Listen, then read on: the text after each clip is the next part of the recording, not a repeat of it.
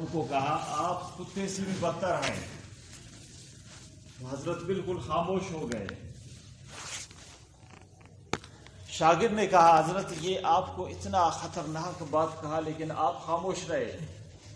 فرمایا اس لیے کہ مجھے معلوم نہیں کہ میں کتا سے بہتر ہوں یا بدتر ہوں.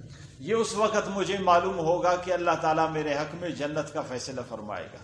اس وقت واقعی مجھے معلوم ہوگا کہ میں کتا سے بہتر ہوں بدتر نہیں. اگر مجھے جہنم میں داخل کیا گیا تو پھر کتا مجھ سے واقعی بہتر ہے.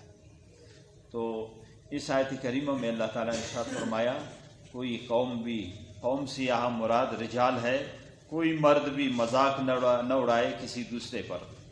مذاق اڑانے کی اسباب کیا ہے؟ اصل سبب یہ ہے مذاق اڑانے کی.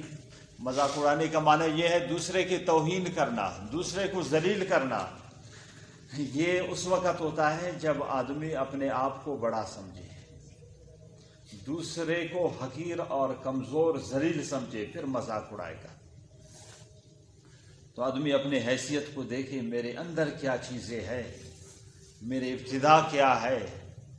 تم آدمی اپنے آپ کو بڑا نہ سمجھے، دوسرے کو کم نہ سمجھے، تو پھر آدمی دوسرے کو ذلیل نہیں کرے گا.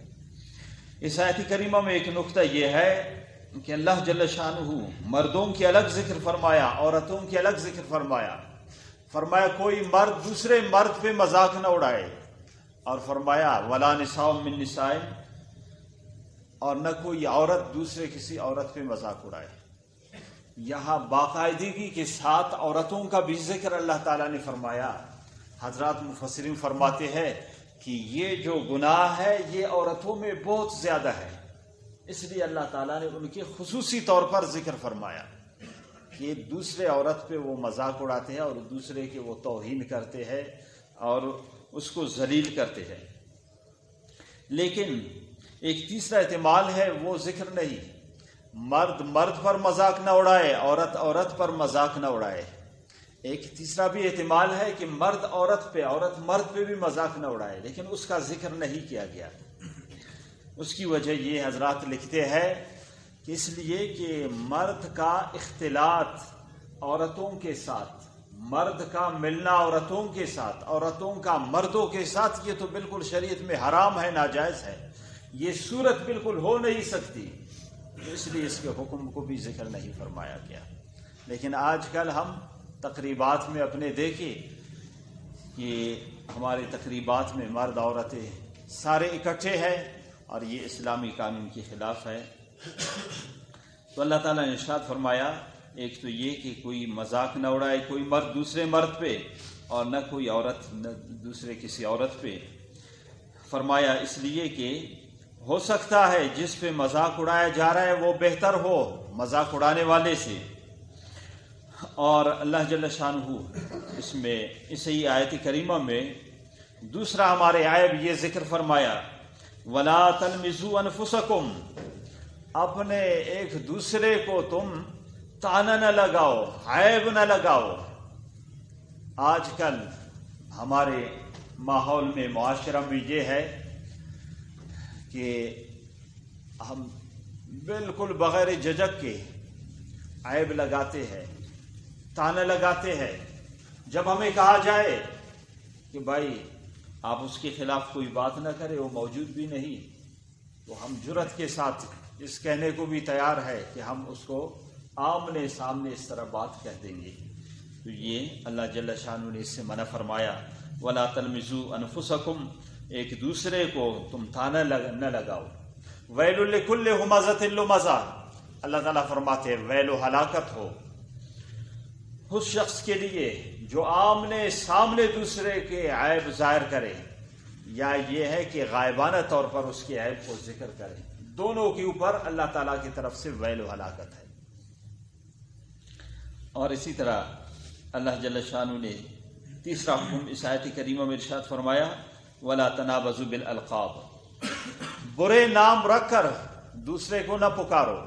جو نام ہے اسی نام سے اس کو پکارنا چاہیے. اب کسی کا نام عبد الغفور ہے تو اس کو غفور کہنا یہ بالکل ناجائز ہے. عبد الخالق ہے، اس کا نام خالق کہنا یہ بالکل حرام ہے.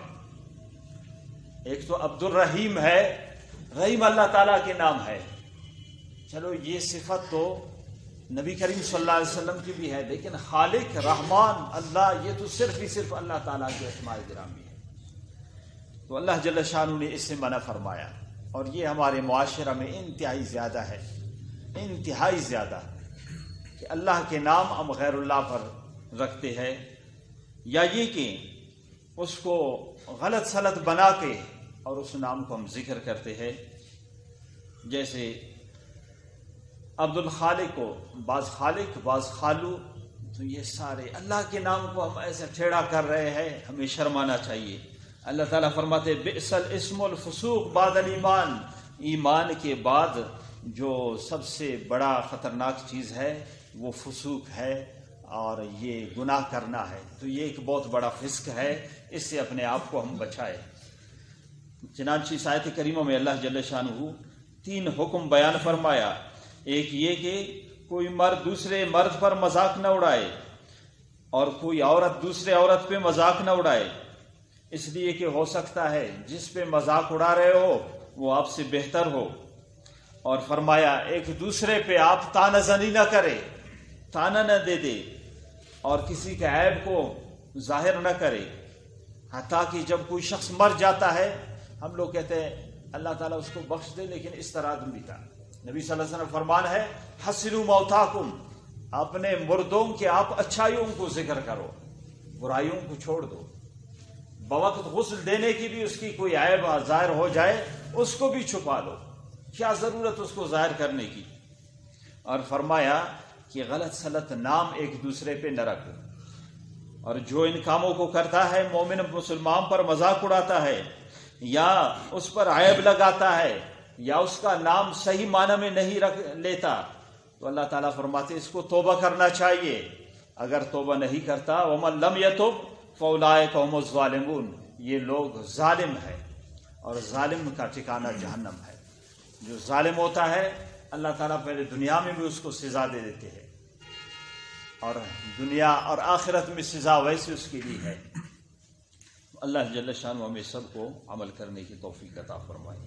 وآخر دعوانا الحمدللہ رب العالمین۔